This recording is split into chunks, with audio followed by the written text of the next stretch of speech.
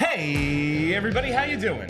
Well, that's good. Welcome to PHLY Flyers Pregame presented by Bet365. Download the Bet365 app. Use code PHLY365 when you sign up. Whatever the moment, it's never ordinary at Bet365. My name's Bill Matz.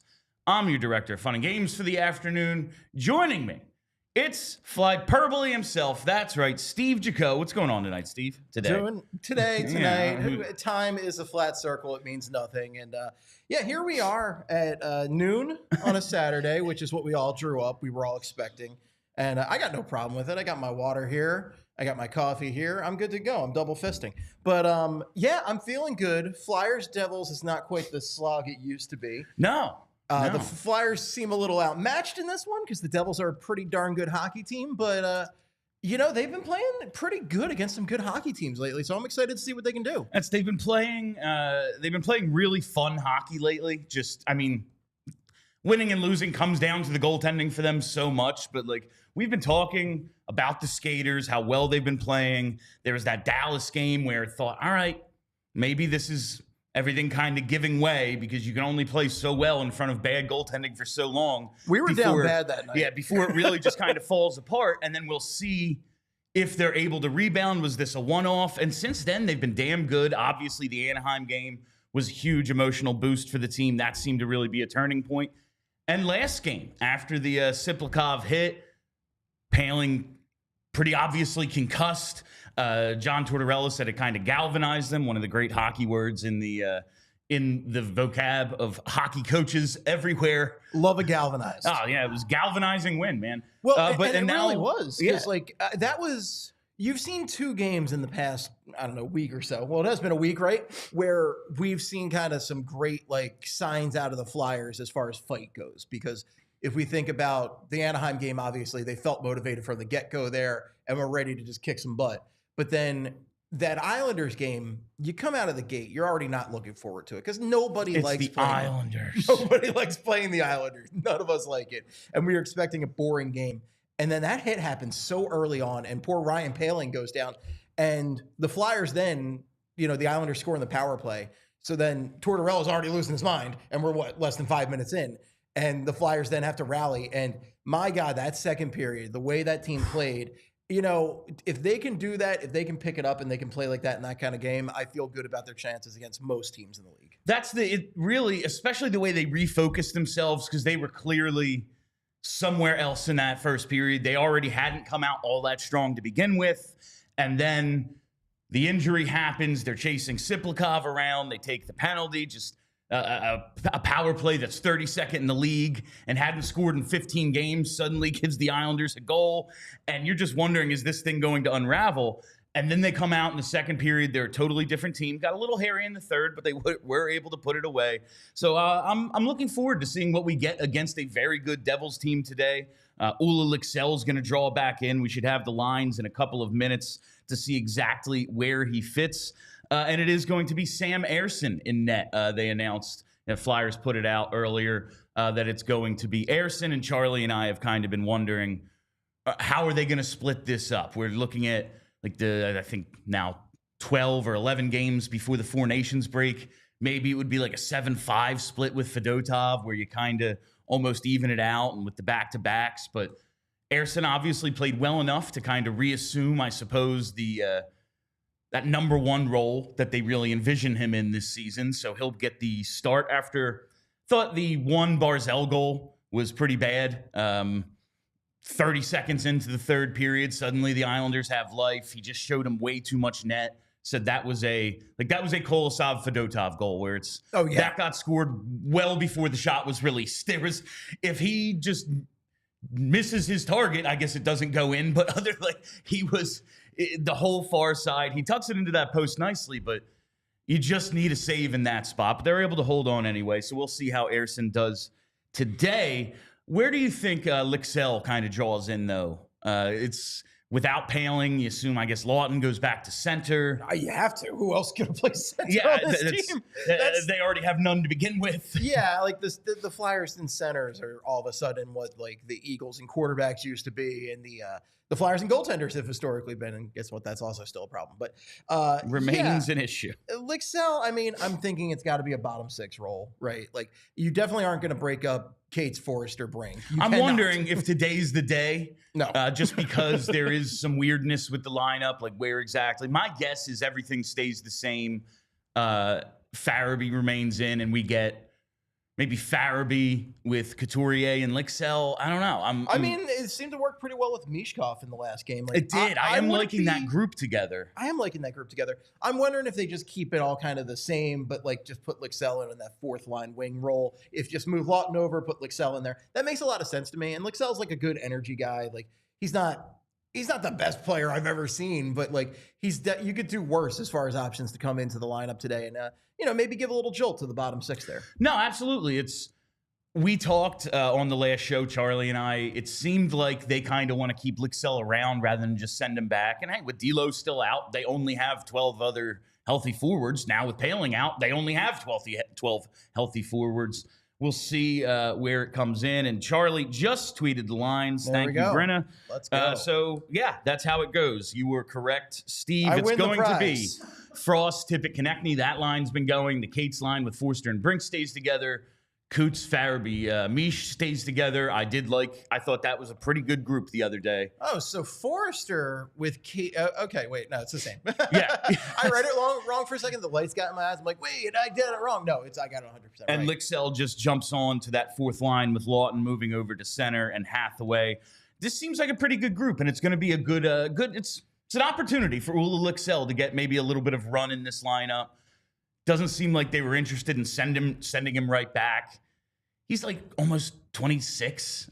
He's a point-a-game player for nearly 3 years in the AHL. I think he's he's in that Jordan Wheel area, right, where he's too good for the AHL. Yeah. He's not quite an NHLer, but he's a bottom six guy, Like I'm happy to have him in the bottom six. And even if Delorier was healthy, I'd rather have Lycksell in there because, I mean, look, we know what kind of player Nick Delorier is, okay? He's the most old-fashioned goon left in the game at this point. And he's a good locker room guy, right? He's a good heart guy, and he will beat the crap out of you. But Lycksell can play some good functional hockey. You can really give a jolt.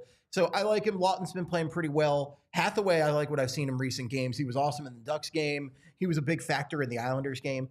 And more importantly, I like keeping the Forster Cates Brink line together because they've been crushing it and they've been great. Like Cates played almost 20 minutes in the last game. So you want to keep those guys together. And I also like Frost with the talent because, we've talked way too much about Morgan Frost over the past few years, but you want to see him try to display his offensive capabilities.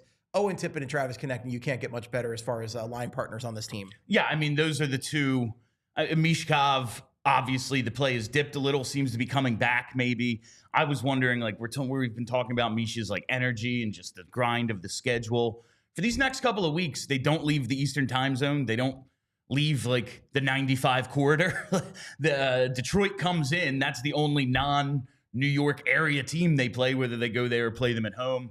Maybe without the grind of constant travel, he could have a little bit of energy. We'll see. But, yeah, I saw this online, and I think it makes sense because we've talked about Morgan Frost. Like, we wanted to see him with Misha early in the season. Like, okay, he has that skill. I do think there's kind of a 2-point guard element there where there's only one puck, and they're both very puck-dominant players. Listen, Morgan Frost is what he is, but when he's going, he's a puck-carrying guy. He's distributing. Mish needs the puck on his stick, too. There's just not enough touches for the two of them together, so it seems to be working. With them split up, I did like Coots just as some size. And while he doesn't have the physical capabilities that Michkov does, and he's not nearly the player he was a few years ago, he's smart. He knows where to be. Get my ass to the front of the net. Like, just get in there, forecheck, be a physical presence so that Michkov can do his thing. I kind of like what the group is right now. And of course, as we talked about, the reason Ryan Poehling out, the Tsyplakov hit the other night, I was hoping maybe D'Lo would be healthy enough for the next week's meeting with the Islanders, but might not be all that big a deal because he got suspended, Steven. I was a little surprised by it. Scott Lawton also fined for the cross-check he delivered in the third period. The 5K lighter is Scott Lawton. But what do you make of the 3 games for Maxim Tsyplakov and his high hit on Ryan Poehling? I mean, I think he certainly earned those 3 games. I mean, it's a hit that you could definitely argue, I would say, either way. I have seen arguments both ways as far as its legality and everything. But for me, it's all about intention. And that was a hit where I saw the intention to injure a guy. That was a dangerous hit. And he knew what he was doing. Like, it was an unnecessary hit, too, is what really got me there. That's there's a way to deliver that clean and almost just as devastating without it being a penalty. Or at least without it being... Well, it should have been a penalty. Yeah, without it being dirty. Like, if he just keeps his level, and that's really what's on him to me. He comes from so far away. He's unimpeded the entire distance across the ice. Yeah. And just, if he keeps his level and drives through the body, he might still concuss Ryan Poehling and break his ribs. And it's it's just a violent hit. But he comes up high, and there is, yes, he gets shoulder, but that's not the principal point. It might be the first point of contact, but it's not the principal point. And that, to me, is where he goes wrong. He clearly elevates. Mm-hmm. Does he leave his feet? No. The elevation is what got me. He changes his level as he delivers the hit, and that's what kind of makes it so dangerous. And I was iffy on it that night, and I still, 3 games to me. If they were playing the Islanders today and not 3 games from now, it's a 1-game suspension, I bet. If he appeals this, I bet you he gets a game check back, even if he serves all 3 games, which he's definitely going to, because they don't want him in that game next week, because they don't want it to become an S show. Well, and that's fine for the league. That the last game didn't become more of an S show, because they did not do a good job of policing that game. They should have given him a penalty at the time.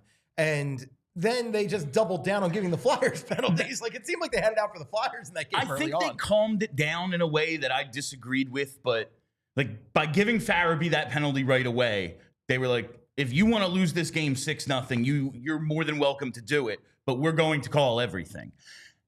And I don't love that, but I think they kept it calm enough to keep that game under control. But the rematch, he's going to have a target on him, and now he's not going to be in the game. They do play him again in a week after that, so we'll see how that goes. I feel like if Deloria was in there, they wouldn't have kept that game under control. I feel like some of these Flyers games, the only reason they stay under control is because they only have a few guys that can only do so much physically like that. Travis Konecny is going to get in your face. He's going to, talk a bunch of crap to you. But, Travis Konechny's only so big to do this stuff, and Hathaway only gets so many minutes on the ice. And Hathaway is we kind of sometimes expect Hathaway to be a goon, but he's not really a goon. He's more of just a fourth line. He can fight, but he's not a heavyweight. He's not a heavyweight. He's not even remotely a heavyweight. And they don't really have – the only heavyweight they have in this team is Deloria, and who knows what the heck's going on with him. So, if there was a heavyweight in that game, we might have a different story, but they didn't have a heavyweight in that game. So it kind of falls upon, you see Joel Farabee, he's been that guy a couple of times in the past. Maybe Nick Sealer, but yeah, they don't really have that dude without Nick Deloria, and nobody does. There's 3 teams with one of those guys. The Flyers are one, but he's hurt right now. But I'm going on the record. I'm going to disagree. I think he deserved that 3 games, and I think it's because I think it's about the intent, and I think he wanted to injure Ryan Poehling with a headshot there. I think if it gets called on the ice, it's different. It should have been something on the ice. Should have been something. My biggest question now is the officials review it. They determine it's nothing. And then George Parros looks at it and goes, oh, that's 3. Not 1, not a fine. That's 3. Well, then, George Parros knew what was going through his head at the moment. Exactly. And that's honestly, that is why they have dudes like that in the role. Because are they the cleanest players? Are they oh, yeah, fighter? We have Chris Pryor. We have all these ex-goons in the front office, and you go really? They're the ones policing? But they do understand the mindset of plays like this. 3 just seems steep based on all the other stuff the league does. Like, it kind of just seems inconsistent to me. This is a guy with no history. He's a rookie. Maybe they're like, we're going to get him early so he understands. I don't know. But I guess you could also just say I'm taking this one personally because Ryan Poehling doesn't deserve that. No, it's not a good hit. There are elements of it I really hated. I thought maybe we overreacted to it, but when you see a dude knocked out on the ice, basically, it's like, well, why? Because he delivered a hit to the head, and that's very dangerous. I want the Flyers reacting like that to that kind of stuff because that gives a jolt to the team, and I like when this team has a jolt in them. Like, when you give this team a little kick in the butt, they're going up and getting it. I love that version of the Flyers. Clean or not, if that hit is delivered clean the way I think it could have been, I still want the Flyers to react that way. One of your guys got hurt. This is a random game in the middle of January. Who really cares? That's the way Florida reacts. That's the way Tampa reacts. That's what championship teams do. Against the 2 bottom feeders in the Metro right now. The two worst teams. All right. I do want to talk a little about Frost and Farabee in this lineup. But first, I got to talk to you about Rothman Orthopedics. Do you have aching joints? Do you have cramping hands? Is your back out of whack? Rothman's got you. At Rothman Orthopedics, they've been practicing specialized care, and it's been their passion for over 50 years. Their mission, it's high-quality, compassionate, and affordable care rooted in research leading to new treatments and better outcomes. Each Rothman doc is laser-focused on their specialty, whether it's hip, knee, spine, you name it. They have a team for each body part right in your backyard so you can get back to your specialty because they're Rothman Orthopedics and they specialize in you. Rothman Orthopedics, specializing in orthopedics and you. Visit rothmanortho.com/PHLY to learn more and make an appointment today. Steve, a little bit of a jam-packed pregame here, and thank you again for joining me here on the Bet365 pregame. Frost and Farabee, a couple of guys who really need big second halves to determine kind of what their future is. I think the minds are, at least some members of this organization, minds are made up about what Morgan Frost is, what he's going to be. But here he is doing what Morgan Frost does. Snow on the ground, that means Morgan Frost is scoring, and that's what we've seen lately. He feeds off his namesake, Bill. He really does. It's Morgan Frost season. What else can you say? He's going to end this year with 45 points, and after scoring 12 in the first half of the season. And honestly, if he scores 100 points, I don't know if there's anything that he can do in this second half to change my perception. Where are you on Morgan Frost right now? It's so frustrating to see a guy with the talent that Morgan Frost has not be able to put it together for 3 months every year. It's so wild that he really does live up to the namesake, like you were saying. Those first 3 months, he's not doing anything right. He's driving John Tortorella to the point of madness, which normally it doesn't take a lot for John Tortorella, but it seems like with these young guys, he really wants to give them every chance. And with Frosty, he's just over it. He's completely, he's where we are. He said it a couple of weeks ago. He was I'm coaching him differently than I was the last couple of years. He just needs to go out there and do it. This isn't me trying to bring Morgan Frost along and I'm focusing on him. And he's he's just a guy in this lineup and we'll see how he does. I just went to his page on, the NHL site and it shows the last 5 games and man, 4 goals. 4 goals in 5 games. He's got a point per game over that streak. He's just, I don't know what he's doing well, but he's scoring and it's a team that needs scoring wherever they can get it. But man, it's just he is one of the most frustrating players because you think this season when the Flyers have center issues, that this is the season that Morgan Frost can step up and be, he's not a number 1 center, but he could be a number 1 center for this team. Sure. But to just have all that wasted time, oh God, it's frustrating. And I am just to the point of, I know it's difficult, especially when there's Ryan Poehling's out now, so I don't even know if you could do it if you wanted to. I guess you could bring up Jacob Gaucher and just say, screw it. But I look around this league, so many teams in the playoff hunt are man, if we could just get a little scoring depth at the center ice position, that would be a hell of a move. And you look at Frost, he's cheap, he's relatively young, second half guy. If you're not depending on him and he's just lineup depth, could be a nice addition. I love this hot streak he's on right now. But to me, it's the ship has sailed on Morgan Frost, Philadelphia Flyer. I don't know when they do it. He is due a contract extension in July. He's restricted. He'll be a UFA soon enough. The ship has sailed for him in my mind. But Joel Farabee, like, I'm frustrated with him, but I still think there's something there. Like, he needs to be a top 6 left winger on this team, a team that doesn't have any natural left wingers.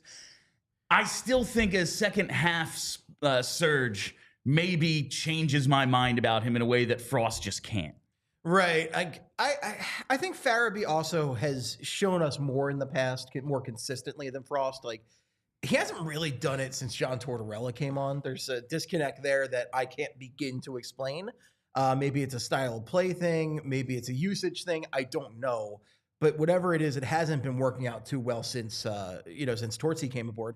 But yeah, I really like Joel Farabee. I always think back to when Claude Giroux was leaving, and he's like, "This is the guy to look out for." Like he basically crowned Joel Farabee, and I've always liked Joel Farabee since he was drafted. I like him. There's a lot of stuff I like about his game, and this season he has not had it. He's not had it at all. It was really good though that he came back and he got a point. He got 2 points in that last game against the Islanders. He was one of their best players in the Islanders game. And now listen, it's the Islanders. They're freaking terrible. Not only are they boring now, they're also terrible.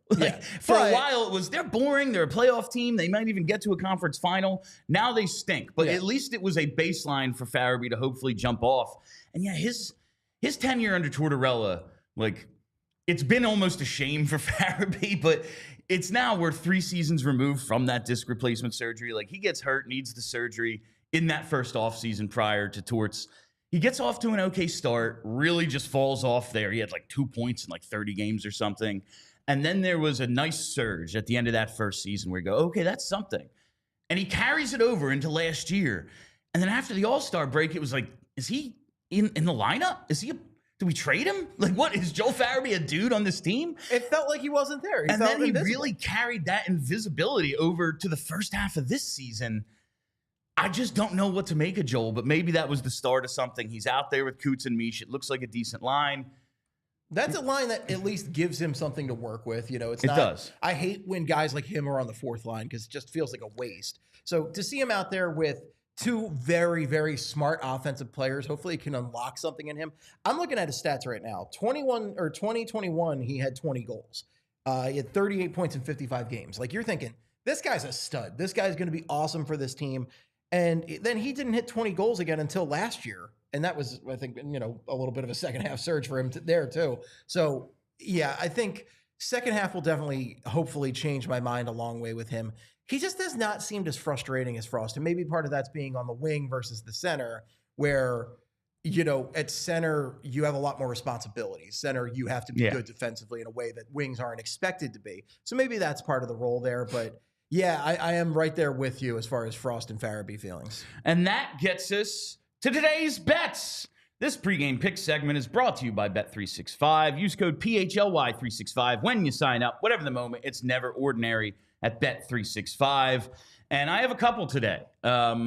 We're going to start with that Joel Farabee. Anytime goal, 5-1. He wasn't even listed last game. Lycksell was still, like, they hadn't even updated that. Listed. And then he comes out. I wanted to bet him to score. Luckily, he wasn't listed because that would have just been a loss. He did have the couple of assists. But I'm looking for him to get it going. And at 5-1, I think he can do it. It's been 6 games of his own and 9 team games without a goal. He needs to score. And I think he can, with Michkov out there helping him, with Couturier. Listen, is he what he was? No. But this is a high IQ line. And that's a solid third line. You could do a lot worse as far as third lines go. And I've seen worse on this club. We absolutely have. So I'm looking for him to get it going. And I'm looking for a total over 6 today at even money. It's funny. You look at scoring in the league. Remember where the Flyers were just a few weeks ago, it seems. They're up to 12th. They're 12th in the league in scoring, right behind the Devils, who are 11th. Both teams over 3 goals a game. That Devils power play is like 28%, and this Flyers PK, man, just sucks right now. Well, they did get that shorty. They did get the shorty. Got that shorty the other night. It's nice when that gets going. They also surrendered, to a power play that is so much worse than even imaginable. We've been killing the Flyers for their last few years. 12% last year. I think it was like 15 the year before. Islanders came in at 10.5% last game, which is unbelievably bad. That is terrible. And so Flyers PK just hasn't been getting it done. Devils real good on the power play. And, of course, it's an afternoon game, Steve. Afternoon games can get a little loose. Afternoon games are weird. This is definitely a weird there's a weird energy all around. And, Bill, I got to mention one other thing. It's a certain guy's birthday today, Tyson Forrester. I love a birthday goal, so I'm feeling good about Tyson Forrester I like today, that. folks. I like you always got to bet those birthday goals. Yeah, I love a birthday goal. That's a nice side note there from Steve. But those are our bets. This is the Bet365 pregame show. Do we have a few super chats, Bryn? All right, I want to get to those. Oh, just a couple, but I want to get to those now before we wrap up. Let's hit JH here. Those refs needed to be in the unemployment line on Tuesday. Yeah, like, is there some sort of? I just wonder. Like, we know. The refs are graded internally, and the ones with the lowest grades, they don't get playoff games or whatever. But when there's something so egregious that the league goes, you didn't penalize this, and we're giving the guy with no history 3 games. Is there like some sort of re-education camp that they have to like attend? Like, is this like Ivan Fedotov all of a sudden like you're getting no, you're not going to North America, you're going to a battleship? Like, do they have to go to like the AHL for a day? Like, well, I find it ridiculous. Bill, there's a ref shortage in America right now. There's a ref crisis in this country, and we got to solve it. Honestly, that is true. It is a very tough job. I think back to my youth days and like, yeah, man, I wasn't the easiest player to officiate. We used to do. If there's a lot of kids like me, I understand why there aren't that many refs. Broad Street Hockey and Flyers Faithful used to do a joint roller hockey tournament, and all our refs dropped out the morning of one year. And they went on strike. And Marcello shoved me out there and said, "You go be a ref." And I'm like, "I don't want to do this. I don't know half the rules." I wasn't on skates. I was on sneakers. And it was horrible. Everybody was screaming at me. I did one game. I'm like, nope, I'm out. So, but I do understand it's a hard job. To be able to review it and then give nothing. I don't know what they were. They must have been looking at another clip because that dude like almost jumped into Ryan Poehling's head. I don't know what they were looking at. And then the league says 3 games. Like those are such egregious differences. It's not like, oh yeah, we looked at it. It's not a major. We're gonna like you said nothing. You said good to go. Just a little bit of a disconnect there. And like to start at $5,000 fine, 1 game, 2 games, 3 games. I don't know if it was worth 3, but the league said it is, and these are the league's officials. Listen, as I said, George Parros does a dirty hit when he sees it. Ridiculous disconnect there. But yeah, you're also probably right. It might be a little bit to police the next game because they'll probably just have the same group of incompetent refs for that one. Yeah, probably. Why make him travel? From Gary B., Michkov's a goal, and I took Flyers plus a goal and a half. Absolutely. I'm into it.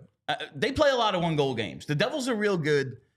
It comes down to do we get good Sam today, like for them to be in it? But they play a lot of close games. Yeah. Fingers crossed for good Sam. And JH says, my bet is that the refs are betting. I mean, for Jeff Marek to lose his job, I do think they policed this pretty well. We had who was it on the Sens last? Shane Pinto. Oh, yeah. I honestly think just officiating is bad across all sports. Officiating is bad. Oh, sure. Sports were never meant to be viewed in high def. We were never meant to have slow-mo. Let alone 4K. Yeah, like 4K. Like, we were just never meant to see this stuff as well as we can from as many angles as we can. We are cursed with knowledge, Bill. I truly believe that, like, yeah, man, sports were area plays forever. And outside of football, where they're like, yeah, man, we still do it with chains. We don't care what you think. Like every other league, you're just not supposed to see it this close. I guess it could always be worse because you could have baseball where the refs are so just power.